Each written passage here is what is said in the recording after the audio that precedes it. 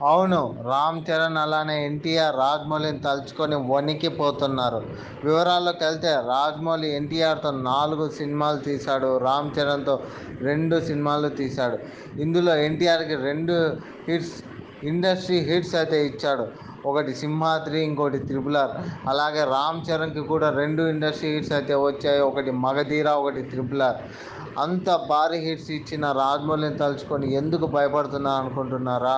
అవును, రాజమౌళితో cinema తీశాక hit పడదు అనే టాక్ ఇండస్ట్రీలో ఎక్కువ ఉంది. దీనికి రీజన్స్ కూడా గట్టిగానే ఉన్నాయి. వివరాల్లోకి వెళ్తే 'సింహాద్రి' హిట్, ఇండస్ట్రీ హిట్ వచ్చిన తర్వాత ఎన్టీఆర్కి ఒక మంచి బ్లాక్ బస్టర్ టాక్ తెచ్చుకునేకి 3 years పట్టింది. ఆ సినిమానే 'యమదొంగ'. అది కూడా రాజమౌళినే డైరెక్షన్ అయితే చేశాడు. ఆ తర్వాత ఇంకో హిట్ రావడానికి 8 years పట్టింది. అదే 'టెంపర్'.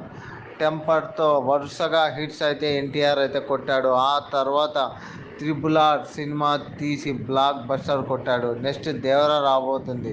సెంటిమెంట్ చూస్తే రాజమౌళితో సినిమా తీసిన తర్వాత ఏ హీరోకి హిట్ రాలేదు. అలానే రామ్ చరణ్ 'మగధీర'తో ఇండస్ట్రీ హిట్ కొట్టాడు. ఆ తర్వాత 'ఆరెంజ్'తో కోలుకోలేని దెబ్బ అయితే తిన్నాడు.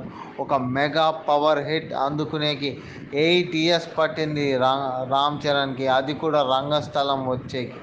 వీరికే కాదు, రవితేజ, ప్రభాస్, నాని, సునీల్, నితిన్ కూడా ఈ సిచ్యువేషన్ ఫేస్ చేశారు రాజమౌళితో సినిమా తీశాక.